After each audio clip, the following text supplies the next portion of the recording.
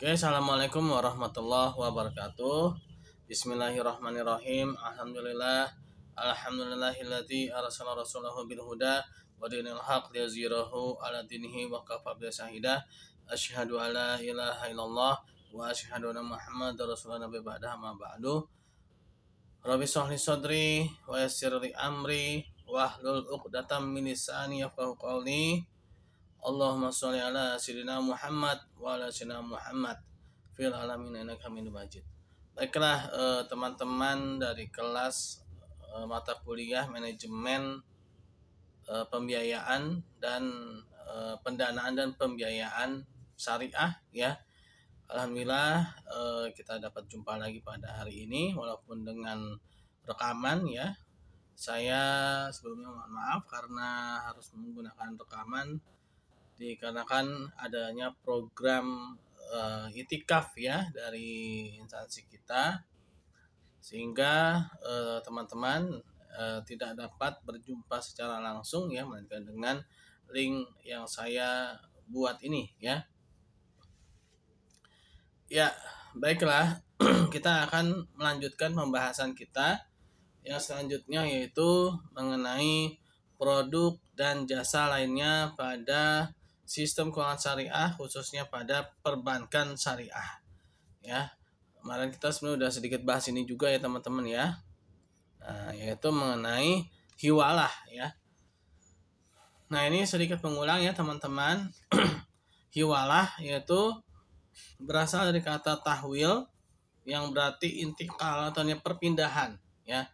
Perpindahan dari satu orang ya pada orang lain, itu perpindahan utang piutang ya. Nah, jadi ada seorang yang menanggung utang orang lain ya. Nah, ini ada beberapa istilah ya. Ada namanya muhil, yaitu memindahkan hutang dari tanggungan orang yang berhutang. Nah, itu orang yang berhutang namanya muhil. Lalu menjadi tanggungan orang yang berkewajiban membayar utang, muhal alaih. Nah ini hiwalah ya. Nah ini kalau dalam prakteknya zaman sekarang ya. Nah ini ada istilahnya nih. Dalam konsep hukum perdata adalah serupa dengan lembaga pengambil alihan utang atau schuldverneming ya, atau lembaga pelepasan atau penjualan utang, atau lembaga penggantian kreditor atau penggantian debitor. Nah, lalu prakteknya dipergunakan kepada supplier untuk mendapatkan modal tunai untuk lanjutan produksi. Nah, ini biasanya ketika ada tagihan ya yang belum terbayar ya, sedangkan dia harus terus beroperasi ya perusahaannya. Nah, misalnya dia jadi punya piutang gitu ya pada suatu perusahaan dan perusahaan itu belum membayarkan ya. Nah, sehingga dia meminjam ya dana ke bank syariah, lalu bank syariah mengambil ya PO atau tagihan PO invoice-nya itu ya sebagai bukti ya kalau perusahaan tersebut memang memiliki dana tapi belum dibayarkan ya.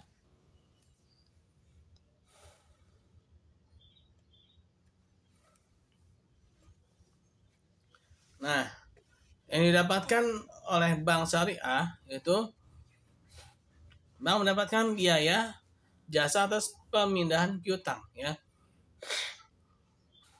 Nah, di sini tapi bank harus berhati-hati karena resikonya bisa besar ya. Dimungkinkan adanya buyback garanti ya. Kenapa? Karena bisa jadi PO-nya atau invoice-nya itu invoice yang fiktif ya, atau invoice yang bikin-bikinan aja gitu ya. Nah, sehingga si bank ketika dia menunggu ya pembayaran dari perusahaan yang katanya memiliki piutang pada perusahaan lain itu ya, ternyata tidak ada dananya. Atau ibaratnya gini ya, misalkan ada perusahaan A gitu ya. Perusahaan A ini dia punya invoice ya pada perusahaan B Nah, B ini artinya dia punya utang, dia punya utang kepada perusahaan A. Nah, si perusahaan A ini berarti punya piutang. Nah, tapi si perusahaan A ini dia butuh dana ya untuk apa? Operasional dia ya. Nah, sedangkan si B ini belum membayarkan. Nah, disitulah maka si A ini dia bisa meminjam kepada bank syariah ya dengan menjaminkan invoice dan surat-surat lainnya yang diperlukan. Nah, lalu si bank syariah akan menagih kepada perusahaan B, gitu ya. Nah, sehingga seperti itu. Nah, yang dikhawatirkan itu adalah A dan B atau mungkin yang A-nya ya yang melakukan fiktif gitu ya, fiktif invoice ya. Nah, begitu bank syariah menagih kepada B, ternyata B mengatakan bahwa perusahaan A ini tidak melakukan supply barang sama sekali gitu ya. Nah, jadi seperti itu ya teman-teman ya. Nah, ini ada hadisnya Imam Bukhari dan Muslim meriwayatkan dari Abu Hurairah bahwa Rasulullah SAW bersabda, menunda pembayaran bagi orang yang mampu adalah suatu kezaliman, dan jika seseorang dari kamu diikuti atau diawalakan pada orang yang mampu atau kaya, maka terimalah hawalah tersebut ya. Nah, lalu ini gambarnya ya. Jadi yang saya gambarkan ya, dia ada perusahaan A, perusahaan B ya. Nah, ini ada Muhil sebagai supplier ya. Nah, Muhil ini dia memberikan barang ya kepada Muhal ya, atau memberikan supply ya pada barang pada perusahaan Muhal ini, pembeli. Nah, si pembeli ini, si Muhal ini dia belum memberikan pembayaran ya, artinya si Muhal ini dia punya utang pada si Muhil ya. Nah, tapi si Muhil ini butuh dana ya, maka si Muhil ini memberikan invoice kepada bank syariah ya. Nah, bank syariah membayarkan ya, dibayar oleh bank syariah. Nah, lalu si Muhal ini dia ditagih oleh bank syariah ya. Maka si Muhal ini dia membayar ya, membayar. Jadi si Muhal ini bayarnya ke bank ya.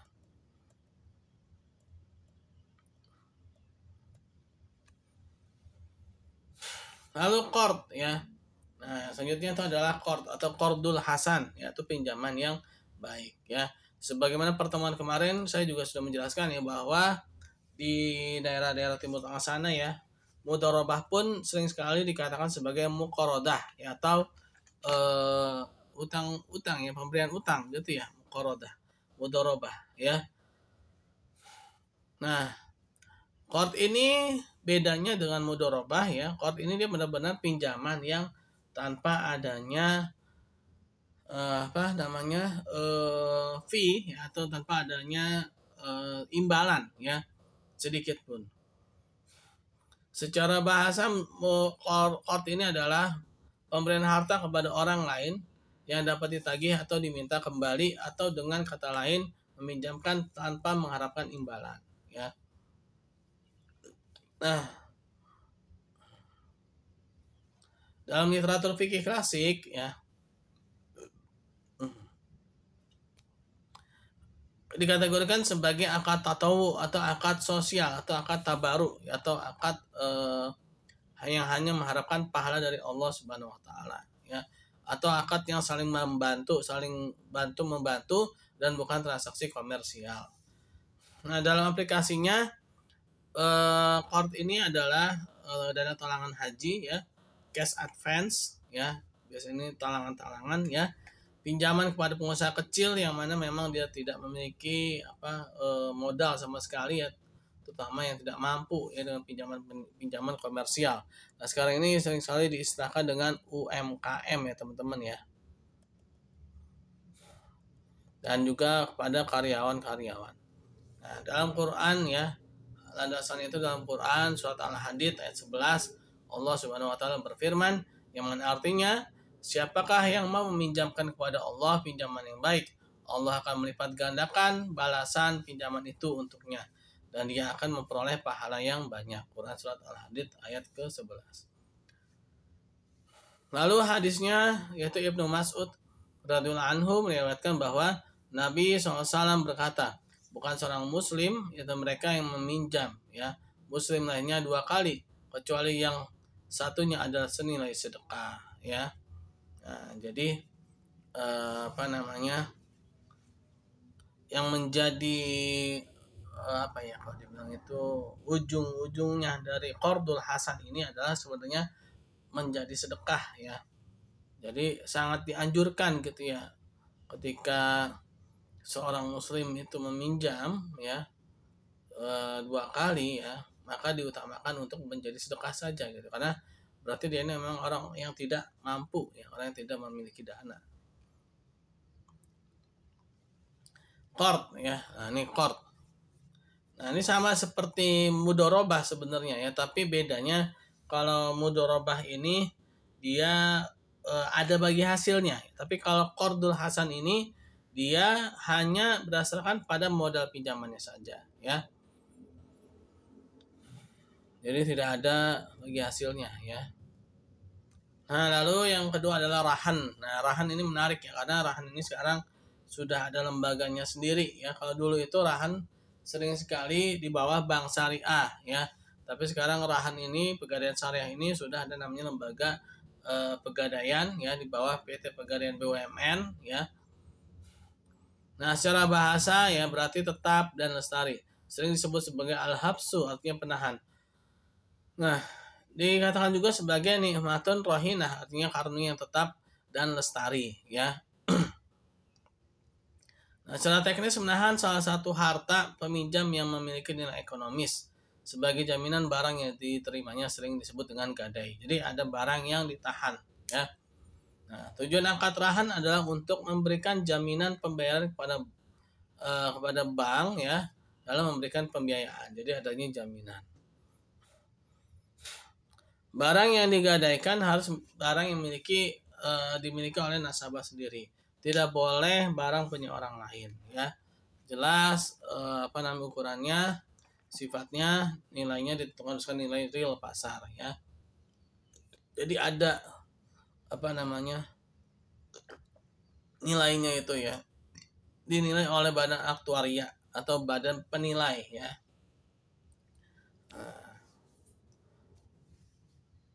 Lalu barang yang digadaikan dikuasai bank namun tidak boleh dimanfaatkan oleh bank ya. Jadi jaminan itu tidak boleh dimanfaatkan karena khawatir rusak ya.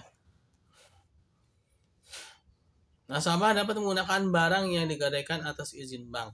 Apabila rusak, nasabah harus bertanggung jawab ya. Nah, nasabah boleh saja ya. Jadi misalkan digadaikan sepeda motor gitu ya. Bolehlah itu sepeda motornya digunakan oleh si nasabah. Tapi kalau misalkan sepeda motornya tiba-tiba saja rusak, kecelakaan gitu ya. Nah, ini nasabah harus tanggung jawab ya. Tanggung jawab ketika dia tidak bisa bayar utangnya. Nah, maka harus direparasi sendiri ya.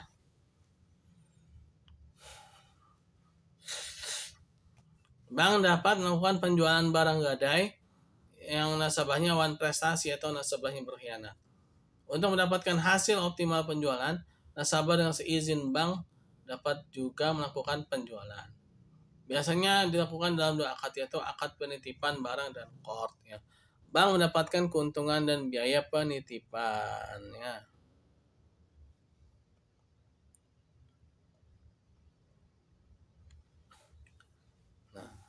Lalu barang yang digadaikan harus memiliki nilai jaminan dan tidak boleh merupakan barang rampasan, barang pinjaman atau barang yang dijaminkan kepada pihak lain. Akad tidak dapat dibatalkan atau ditarik kembali. Jika bank melakukan perbuatan yang menghilangkan status kepemilikan, maka akad gadai batal ya. Pembayaran hutang sebelum akad berakhir tidak termasuk pembatalan gadai.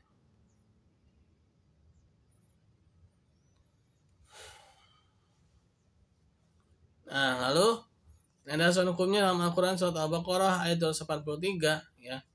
Nah, ini dikatakan bahwa jika kamu dalam perjalanan dalam bermuamalah tidak secara tunai, sedangkan kamu tidak memperoleh seorang penulis, hendaklah ada barang yang tanggungan yang dipegang oleh yang berpiutang ya.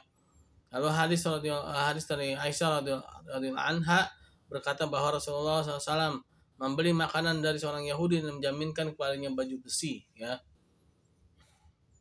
Anas radhiyallahu anhu berkata Rasulullah SAW menggadaikan baju besinya kepada seorang Yahudi di di Madinah ya, dan mengambil darinya gandum untuk keluarga beliau. Ya.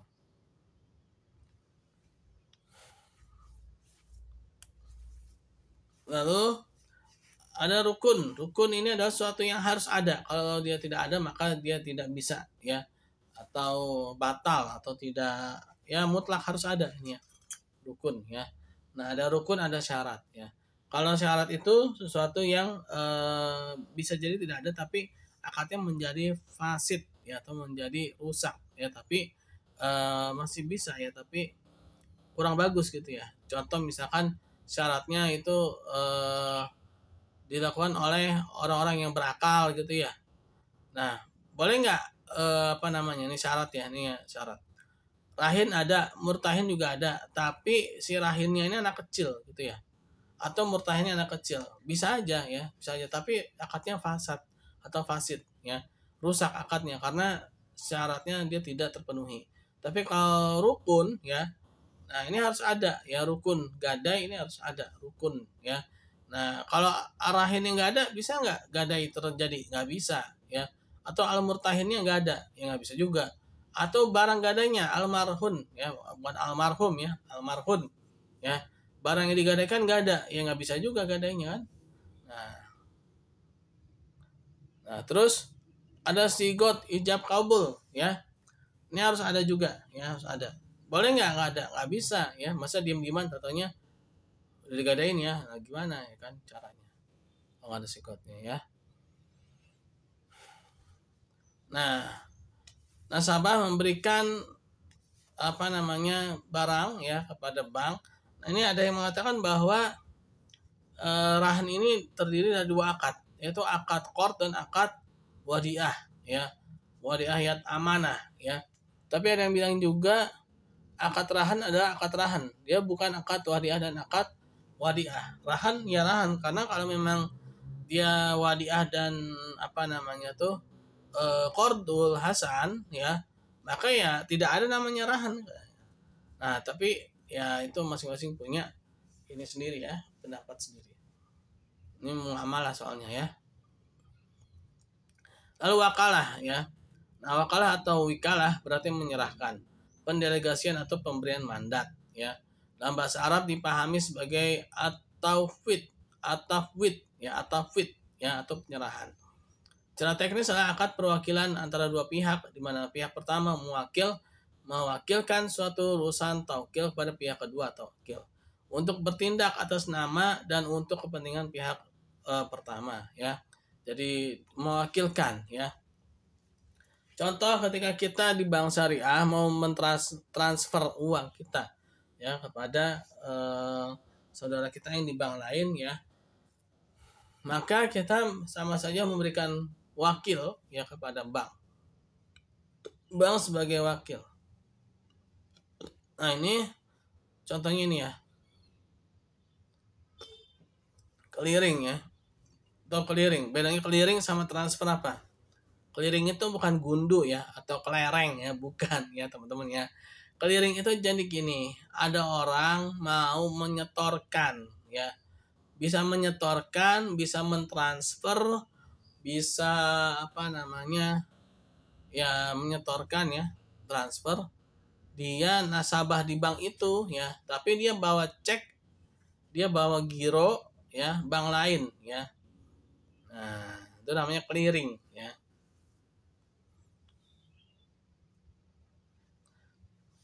Lalu pembukaan LC, impor dan ekspor, documentary collection ya, inkaso dan transfer uang ya.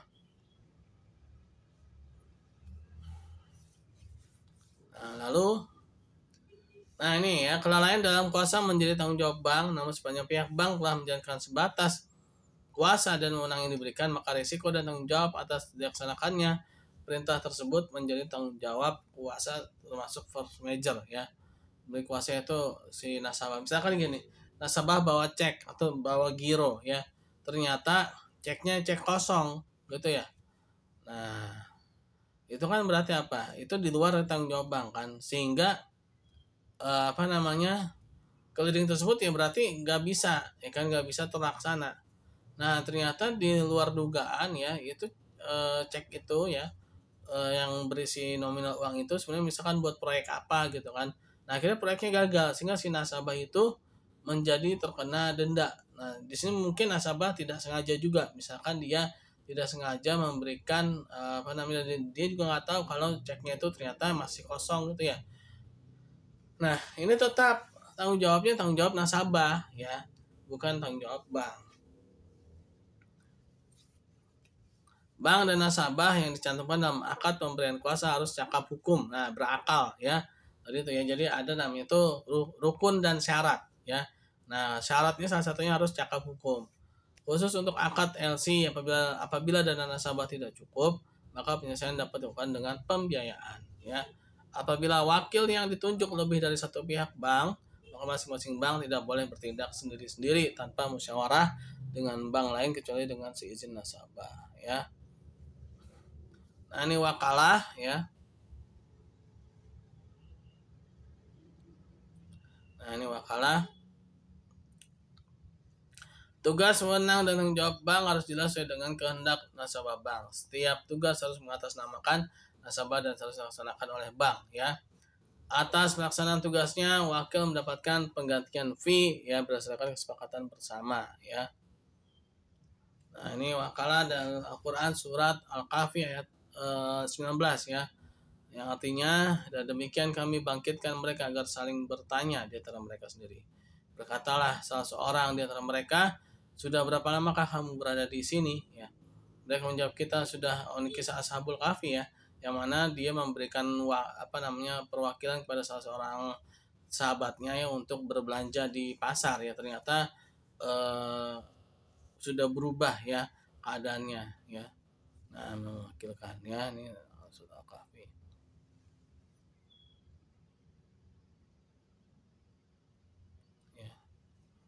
Oke. Lalu dalam Al-Quran juga dikatakan surat Yusuf ya. Jadi karena aku bendaharawan Mesir ya, sungguhnya aku adalah orang yang pandai menjaga berpengalaman yang dijadikan wakil ya. Lalu Rasulullah SAW hadis riwayat Malik ya, bahwa Rasulullah SAW mewakilkan pada Abu Rafi dan seorang Ansor untuk mewakilkan mengawini Maimunah binti Haris ya. Lalu ada namanya wakalah al-mutlaqah. Ini adalah secara mutlak ya, tanpa batasan waktu maupun urusan. Jadi benar-benar secara mutlak